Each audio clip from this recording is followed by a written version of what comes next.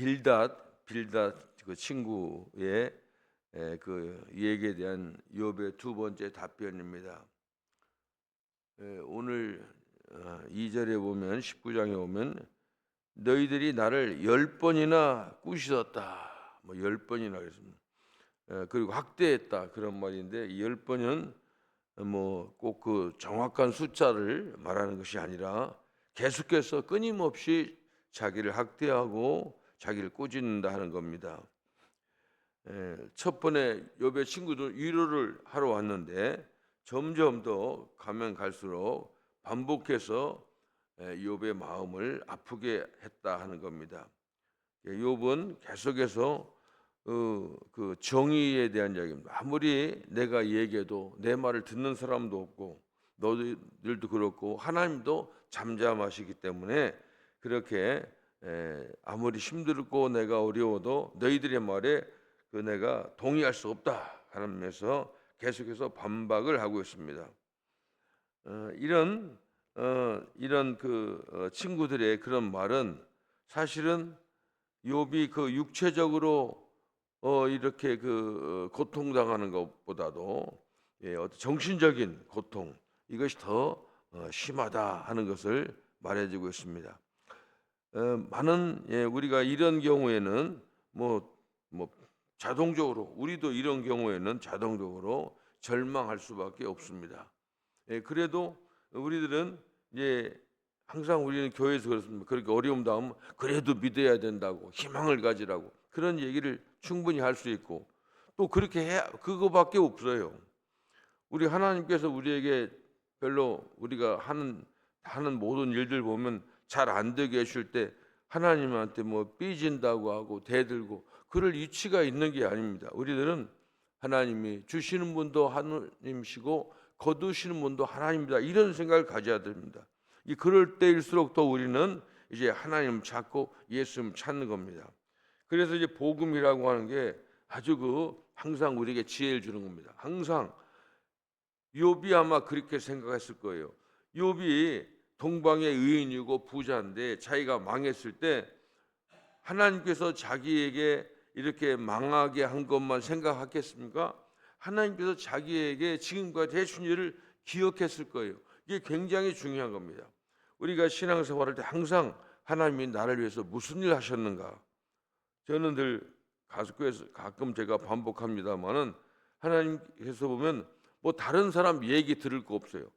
보통 이제 간증 얘기 듣는데 가만히 보면 내 간증이 상당히 이렇게 그 농도가 상당히 셉니다. 내가 생각이 되고 그래요. 그런 얘기. 그런데 그러니까 내 얘기를 통해서 하나님 나를 이렇게 나를 위해서 하신 일이 참 많구나.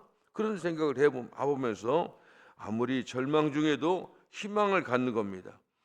사실 우리가 인간관계, 가족 간의 관계, 자녀와의 관계 그런 얘기를 보면 섭섭할 때는 섭섭할 때가 있어요. 그러나 그거 생각하면 안 되는 겁니다.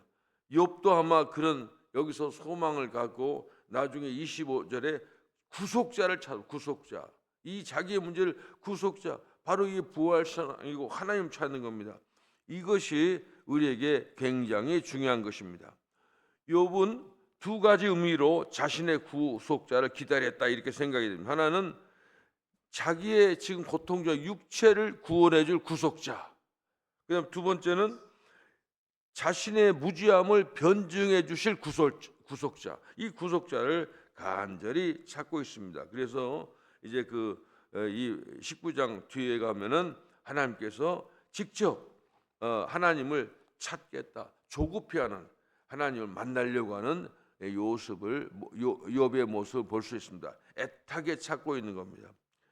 그런데 이런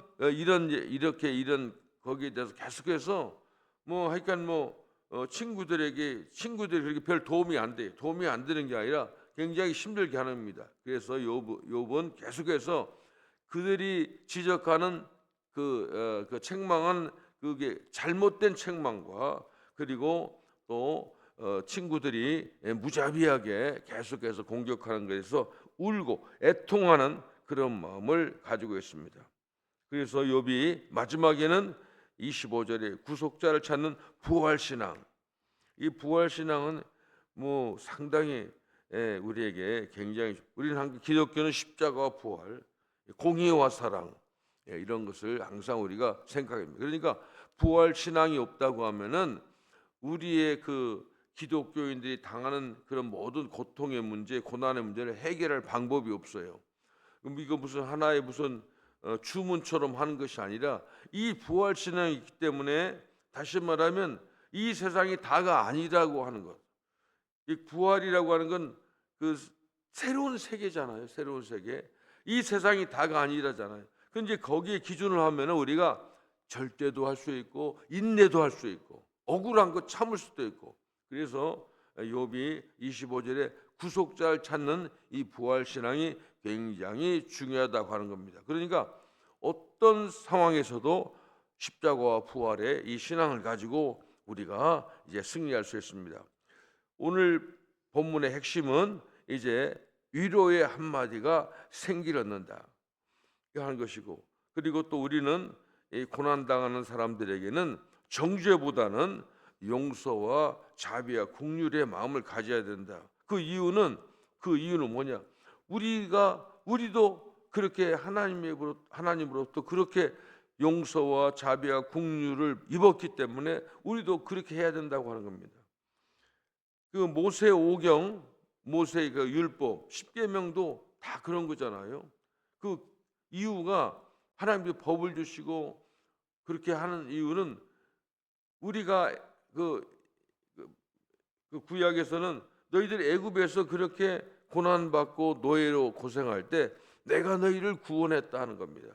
그리고 가나안에 가는 과정에서 40년 동안 낮에는 이제 구름으로 밤에는 불로 너희들 구원했다. 그러니까 너희들도 이런 사랑과 은혜를 받았기 때문에 그렇게 해야 된다고 하는 겁니다. 항상 그 핵심이 그런 겁니다. 뭐 불쌍한 사람 도와주라. 내가 너희들도 원래 불쌍하지 않았냐? 그럼 내가 도와주고, 뭐 힘든 사람, 어려운 사람 위로하라. 너희들도 내가 전에는 위로를 했다. 항상 그 근거가 그런 겁니다. 이게 하나님께서는 무슨 일을 우리에게 하시라고 할 때는 무슨 그냥 하라는 거 아니에요. 과거에도 그렇고 지금도 그러고 앞으로도 그럴 것이니까 하라는 겁니다. 욥의 친구들의 얘기를 보면 전통적인 권선징악의 사상, 우리 권선징악이라면요, 선을 권장하고 악을 이제 그 징벌하는 권선징악. 모든 세상의 윤리 도덕의 기준이 바로 그런 겁니다. 그 다음에 또 욥의 친구들이 하기에는 인과응보론적 사고. 그러니까 원인이 있어야 결과이다. 네가 지금 당하는 것은 분명히 원인이 있다. 나는 아무 적이 없다고 욥이 그렇게 말하지만 너는 분명히 있다고 하는 겁니다. 인정을 하는 겁니다. 참 욥이 참 힘들었을 거예요. 보면 수사기관에서 이제 조사를 받는 경우는 도둑질을 한 사람이면 막 그 고문하고 그래도 하는데 도둑질 안 했는데 도둑질했다고 불어라 하면 힘들 거 아닙니까? 그런 겁니다. 그래서 거듭된 이제 그 친구들의 이 권선징악과 인과응보론적인 그런 논리로 계속해서 공격하니까 이제 욥은 정말 육체적인 고통도 얼마나 심하게, 그런데 정신적으로 더 고통을 받았다는 겁니다. 그래서 우리가 이런 걸 가만히 생각해 보면은, 저도 이제 우리가 이걸 생각해 보면은 그 욥의 친구들이 처음부터 이랬을까? 분명히 그렇지 않았습니다. 정말 멀리서 달려와서 위로해 주려고 하고, 욥이 극심한 그런 완전히 어려운 모습을 보고 일주일 동안 한 마디도 말을 안 했습니다. 그럼 또 반대로 욥이 이렇게 된 게 그 원인이 욥인가? 우리가 다 알잖아. 욥이 원인이 아닙니다. 이것은 사실은 어떻게 보면 계속해서 이런 얘기 오면 욥이 이렇게 고난을 당하게 되는 것은 욥의 친구들이 계속적인 반복적인, 앞에도 10번이나 했다는, 계속해서 끊임없이 책망하고 정죄하기 때문에 이런 얘기가 나오는 겁니다. 그런데 가만히 보면은 이런 거예요. 우리가 보면 우리 사람들이 이 세상에서는 항상 그냥 자동적으로 누가 어려움 당하면은 아이고 저 사람 뭐 좀 뭐가 죄가 하나님께 죄가 있는 모양이야. 뭐 그렇게.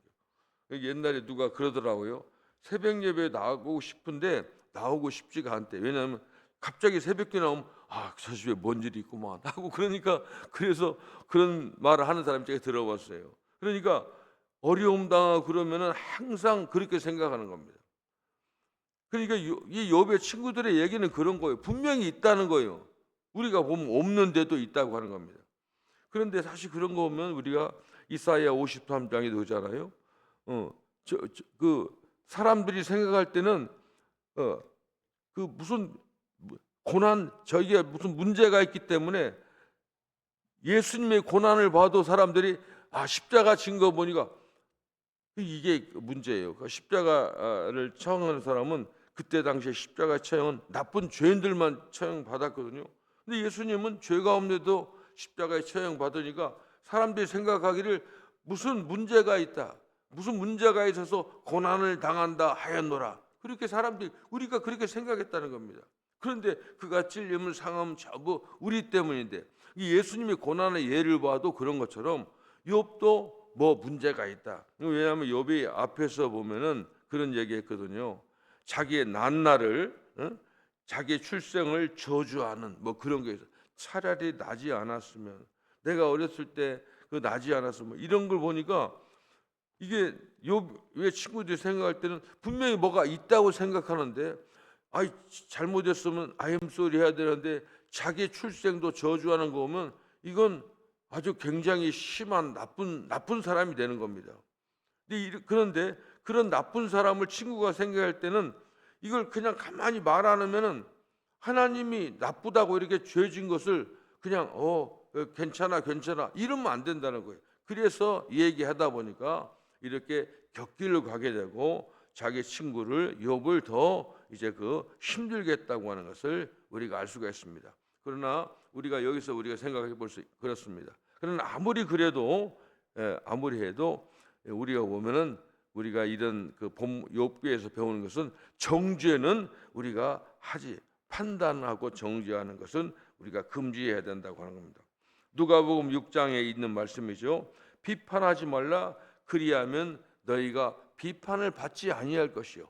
정죄하지 말라 그러면 너희가 정죄를 받지 아니할 것이요.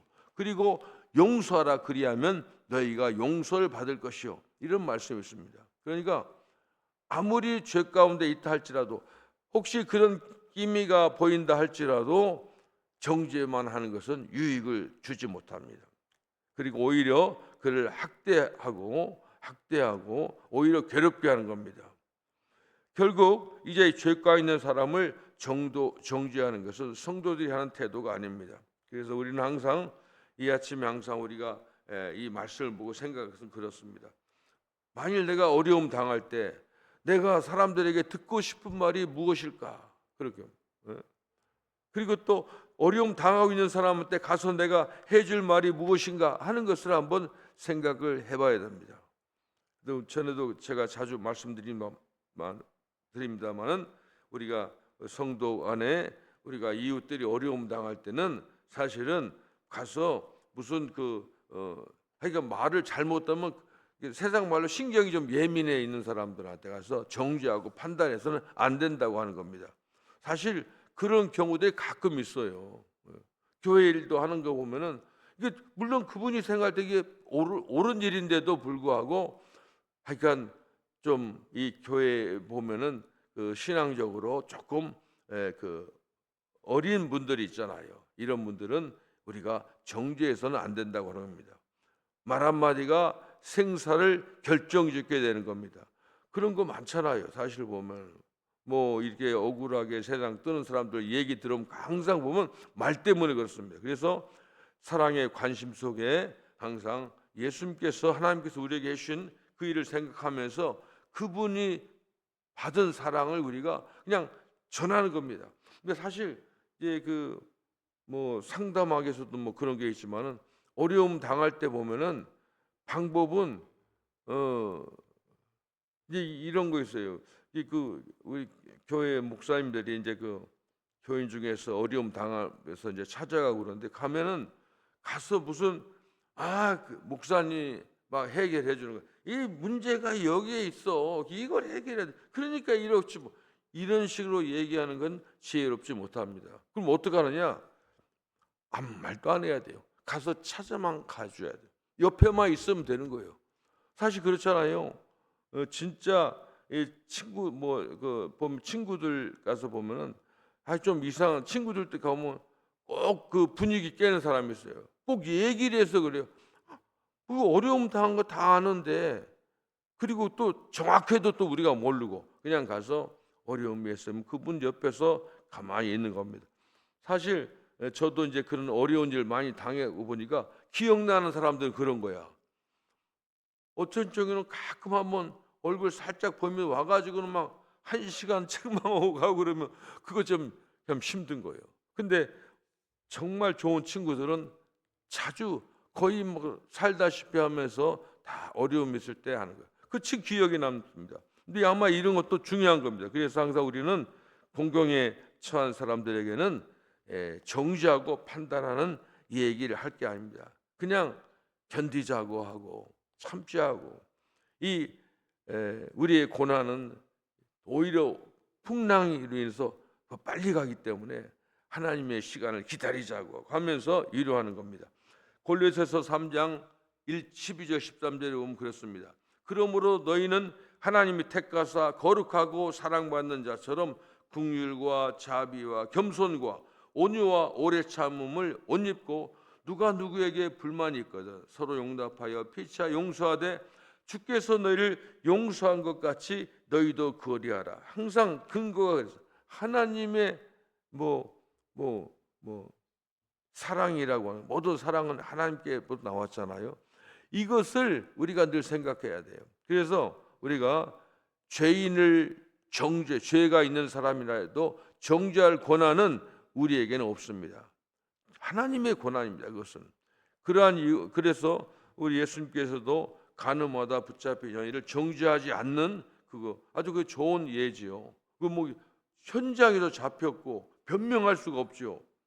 그럼 그런 정죄해야지. 그런데 예수님도 뭐 하나님이신데도 이제 그를 정죄하지 않았습니다. 나도 너희를 정죄하지 않겠다. 다시는 가서 죄를 범하지 말라 하고 돌려보낸 겁니다. 그렇기 때문에 오늘 내가 죄인에 대하여서 가져야 할 태도가 바로 그런 겁니다. 그리고 이것이 굉장히 중요한 겁니다. 죄가 있고 없고는 하나님께 맡기고 우리는 우리가 받은 사랑대로 이제 그런 것을 실천하는 겁니다. 위로하는 겁니다. 위로하는 겁니다. 하나님 뜻에 따라서 따뜻한 말 한마디 굉장히 이제 중요한 겁니다. 하여간 옛날에 그래서 제가 그거 한번 경험한 적이 있어요. 우리 친구 하나가 그 여름 수련회, 성경학 끝나고 여름 수련, 전교회 수련회를 저기 섬진강 상주에 갔어요. 한 50명, 60명 막 큰 텐트 치고 갔는데 거기서 우리 친구인데 피곤하니까 더우니까 혼자 물에 가가지고 4대 독자가 이렇게 세상을 떴어요. 근데 이제 그럴 때 난리가 났거죠. 막 그 텐트 치자마자 다 철수했으니까요. 아무것도 못하고. 근데 이제 그 장례식하는 동안에 이제 또 우리 친구네 집은 교회 바로 옆에야. 교회에서 50m밖에 안 떨어져. 그러니까 뭐 그 집이 그렇게 충성하는 집이에요. 근데 이제 그 사모님이 왔는데 딱 두 마디 하는 거야. 왔을 때 뭐 그제 왔다 갔다 하는데 그 사모님이 뭐 그분이 특별한 뜻은 없었어요. 딱 두 마디 설 때 나 왔습니다. 이제 이런 말만 하고요. 그럼 다 왔으니까 왔습니다 했겠죠 뭐. 그다음에 또 뭐 갔대 나 갑니다 그래요. 근데 하여간 그분 이제 친구 그 권사님 그 집사님 제가 잘 아니까 근데 계속 나한테 그러더라고요. 그러니까 그런 말을 가서 인사만 하면 돼. 지금 무슨 좋은 자리에 온 것도 아니고 나 왔습니다. 나 갑니다. 그 말에 그렇게 굉장히 상처받아 하는 것을 제가 직접 봤어요. 아, 그렇구나. 저도 그러니까 이런 욥기를 보면서 우리가 내가 당한 공안, 그다음에 우리 이웃이 당한 고난할 때 어떤 그 자세를 가져야 되는가를, 지혜를 우리가 배우는 겁니다. 죄가 있든지 없든지 그것은 다 하나님이 하실 일, 우리가 할 것은 하나님께 받은 사랑을 그대로 보여주는데, 가능한 한 판단이나 설명을 하지 말고 어렵고 힘든 사람을 같이 있으면서 그들을 위로하는, 그리고 가능한 부정적이고 책망적인 말보다도 따뜻한 말을 하는, 이것이 우리에게 굉장히 이제 중요하다 생각하는 겁니다. 기도하겠습니다. 하나님, 감사합니다. 하나님 말씀은 한 번 알면 우리 기억 속에 평생 잊지 않는 게 아니라, 우리들은 하나님 말씀 세상의 기준으로는 이게 생소한 말씀이고 우리가 노력해서 외워야 되고 실천할 말씀이기 때문에 하나님께서 이렇게 예배 시간을 정하고 기도 시간을 정해서 차라리 듣기 쉽게 계속해서 반복하신 것을 알고 있습니다. 하나님, 은혜를 주시고 이 말씀이 잘 박힌 목과 같이 우리의 마음에 오래오래 남을 수 있도록 하나님 도와주시옵소서. 욥의 지혜를 배우고 욥기를 통해서 하나님 우리를 얼마나 사랑하시는지, 그리고 어떻게 우리가 지혜롭게 이 세상을 살아가는지를 배우고 깨닫게 해 주시옵소서. 예수님의 이름으로 기도합니다. 아멘.